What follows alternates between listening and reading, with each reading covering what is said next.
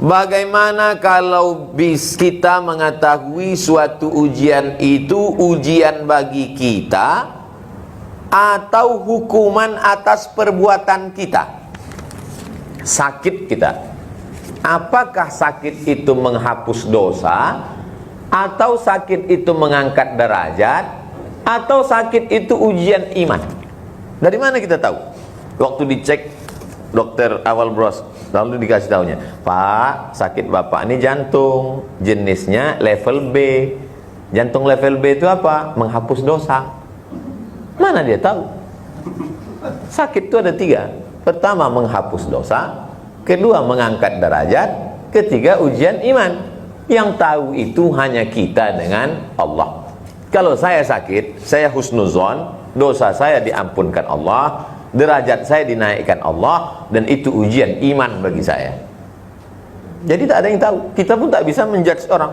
Pak Ustaz, si Anu sakit. Iyalah, banyak kali dosa dia itu. Waktu mengatakan dia banyak dosa itu, kita udah berdosa. Oleh sebab itu kita selalu husnuzon pada Allah. Kalau kita sakit, ma yusibul mu'min min nasabin wala wasabin wala saqamin wala syaukin yastakuha. Duri menusuk tapak kaki pun ada dosa yang diampunkan Allah. Dan ada pahala yang lebih besar daripada jihad, lebih besar daripada mati syahid. Apa itu? Itulah dia sabar. Jadi kalau sabar, kita menerima ujian yang diberikan Allah itu, innama yuwaffas sabiruna ajrahum bighairi hisab. Ada pula jenis manusia ditanya oleh Allah.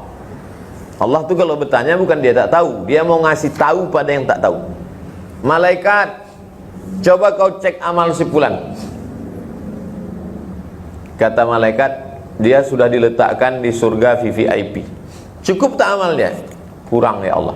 Uji dia. Kalau lulus, naikkan. Jadi ada kalanya kita diuji itu bukan untuk hapus dosa, tapi karena letak kita di surga tinggi, amal kurang. Cara mencukupkannya dengan ujian itu. Nah, jadi makanya kita husnuzon. Jadi kalau ditanya orang, kau kenapa sering betul sakit? Aku sudah masuk surga VVIP. Cuman amalku kurang. Maka kata Allah, itu maka diujinya. Jangan kita, kau kenapa sering sakit? Itulah aku banyak betul dosaku. Kok ngaku? Ngaku sama Allah, jangan sama orang. Tidak semua orang senang menengok kita susah. Tidak semua orang ikut susah menengok kita senang. Tak semua orang ikut susah menengok kita susah. Mau tak mau, suka tak suka, sebagian besar orang ikut senang menengok kita susah. Oleh sebab itu, jangan mengaku susah.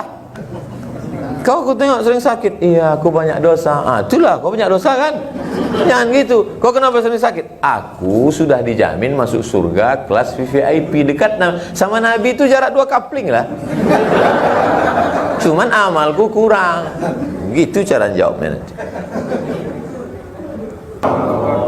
Berkenaan dengan kajian pagi ini mengenai Yayasan Tabung Wakaf Umat, yang saya tanyakan, mohon jelaskan dari ayat surat Ali Imran ayat 92 dan hubungannya dengan kajian pagi ini.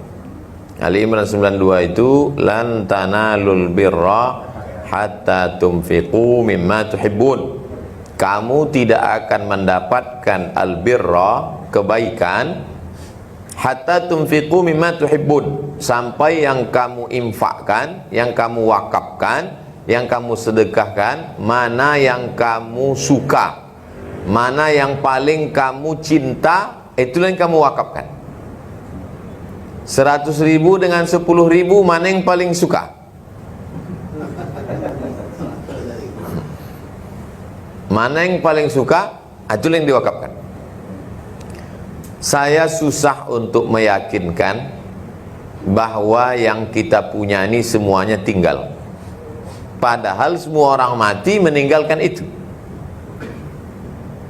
Bolak-balik orang-orang kaya, pejabat-pejabat mati, rumahnya tinggal, mobilnya tinggal, anaknya tinggal, semua tinggal. Yang dibawa 2-3 helai kain kapan, masuk, dikubur, ditinggal. Tapi sampai hari ini susah kita meyakinkan umat. bahwa semua itu tinggal, walaupun sudah ada buktinya tinggal. Memang begitulah rupanya sulitnya masalah akhirat. Padahal buktinya sudah banyak. Kalau pergi kita naik sampan di tepi Sungai Siak, tengok kanan kiri rumah-rumah tua yang 30-40 tahun yang lalu itu rumah orang-orang kaya, sekarang sudah di belumut, lapuk, tinggal. Rumahnya tinggal, tanahnya tinggal, semua tinggal. Apa dulu yang disedekahkan, diwakafkan, itulah dibawa mati. Jadi saya setelah terbentuknya tabung wakaf umat ini, plong, tenang, tak ada beban. Kalau dulu ada beban, seandainya saya mati ditanya Allah Ta'ala, hai orang Pekanbaru, kenapa kalian tak bawa wakaf? Kami mau bawa wakaf, mau kemana? Kata mereka. Tapi setelah dibuat ini, kami sudah sosialisasi, masuk kantor, keluar kantor, masuk bank, keluar bank, masuk rumah sakit, sudah kami sampaikan. Tak juga orang mau berwakaf, lepas sudah. Abdul Somad, sudah kau buat? Udah. Mungkin mereka tak percaya karena kau buat sendirian, takut mereka kau makan. Kami 35 orang. Jadi tak ada alasan lagi. Jadi apa yang paling kita suka, kita cinta, itu yang kita wakafkan. Karena itulah yang kekal. Yang lain habis dibagi sebagai harta warisan. Tak bersisa sedikit pun. Rumah tu habis mereka jual, kos-kosan tu habis mereka bagi-bagi, duit di bank tu habis semua untuk ahli waris. Yang untuk kita adalah apa yang kita wakafkan, itulah yang kita bawa mati. Bagaimana cara membayar puasa yang batal karena ibu hamil? Ibu hamil yang tak puasa Ramadan kemarin, dia tak berpuasa itu karena dirinya, karena badannya lemah, karena badannya tak sanggup, maka dia qadha saja. Tapi kalau ada unsur anaknya, kata dokter SPOG, spesialis kandungan, ibu tak bisa puasa nih karena anaknya lemah. Ada unsur ekstern di luar dirinya, unsur anaknya, unsur janinnya, maka dia kena dua, qadha plus fidyah. Begitu menurut mazhab Syafi'i. Kalau nanti ada ustadz berceramah, tidak ada bayar fidyah, qadha saja, berarti yang dia pakai mazhab Hambali. Rata-rata ulama Saudi Arabia itu mengatakan tak ada fidyah. Mau ibunya, mau anaknya tak sanggup, mau janinnya tak sanggup, dia tinggalkan puasa, qadha saja. Itu mazhab Hambali. Mazhab Syafi'i dibedakan. Kalau dirinya qadha, ada unsur anaknya, qadha plus fidyah. Kalau nanti ada ustadz berceramah, tak usah qadha, tak usah qadha, bayar fidyah saja cukup. Pendapat Abdullah bin Umar dengan Abdullah bin Abbas. Tapi saya lebih condong kepada mazhab Syafi'i, lebih selamat, lebih tinggi kehati-hatiannya. Qadha-nya tetap dibayar, tetap bayar fidyah kalau tak puasa karena ibu dan anaknya. Jelas? Bapak-bapak perlu juga itu tahu, karena dia akan menjelaskan ke ibu-ibu. Apa hukum orang ingin bebas riba tapi tak mau bayar hutang riba?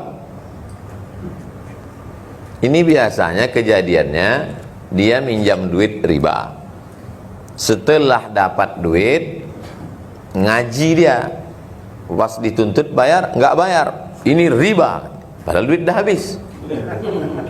Nah ini kalau ditarik pada hukum negara, maka tak ada bisa mengelak, karena hukum kita pakai hukum konvensional.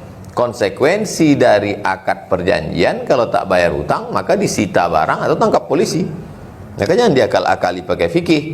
Tapi kalau dia mau pakai hukum fikih, mau cepat keluar dari riba ini, bom. Ada aset yang bisa dijual, bayar itu, tebus semua, tutup, selesai. Saya tak bisa saya bom nih Pak Ustadz. Kalau saya bom pakai ini, meletup semuanya Hiroshima Nagasaki. Nah, kalau begitu ceritanya, cicillah, bayar sesuai kemampuan sampai habis hutang. Setelah itu jangan ulang lagi. Nah, itu. Jadi tak bisa, barang udah kita ambil, pas ditagih orang, saya tak mau bayar karena ini riba. Loh, kan duit kemarin diambil. Waktu ngambil duit itu kenapa tak tahu riba? Giliran bayar kenapa ingat? Nah, itulah penyakit saya ini Pak Ustadz. Nah, tidak bisa begitu. Ada konsekuensinya, ada hak, ada tanggung jawab. Bagaimana kita tahu kalau doi jodoh kita?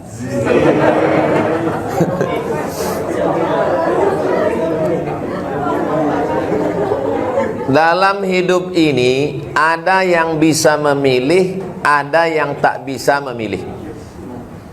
Lahir sebagai orang Melayu di Riau, itu bisa memilih atau tak bisa memilih? Tak bisa memilih.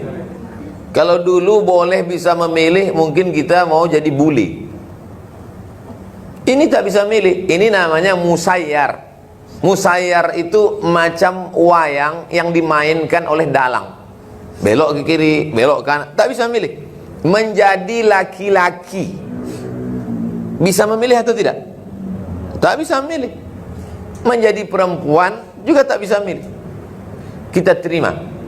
Tapi nikah dengan si A atau dengan si B, bisa tak milih? Bisa milih.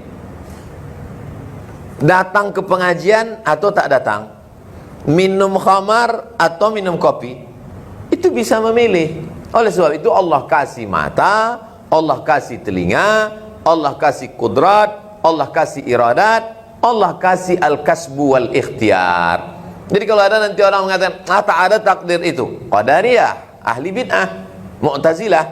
Kalau ada mengatakan semuanya terserah pada takdir, kita tak ada punya ikhtiar, Jabariyah, ahli bid'ah. Kita ahlu sunnah wal jamaah ada ikhtiar. Sudah diikhtiarkan, sudah diusahakan, tak terelakkan juga, qadarallah. Jadi masalah ini tak usah terlalu banyak berteori. Ma khaba man istakhara wa ma nadima man istasyara. Tak sia-sia orang yang istikharah, dan tak akan menyesal orang yang mau minta pendapat orang lain. Minta pendapat orang lain, kenali dengan baik tokoh masyarakat. Saya tak berani minang Pak Ustadz karena nanti orang tuanya tak hormat pada saya. Bawa direksi, bawa Dewan Syariah. Nah, itu. Jangan bawa saya, nanti saya diterimanya.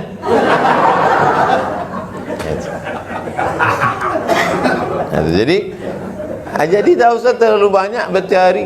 Tak usah pacaran lama-lama. Adik-adik yang laki-laki ini tanya aja sama dia, bagaimana tipe suami ideal yang baik menurut kamu? Nah, kalau dijawabnya asal bukan macam kau gitu. Nah, udah usah cari-cari lagi. Jadi tak usah terlalu banyak berteori-teori.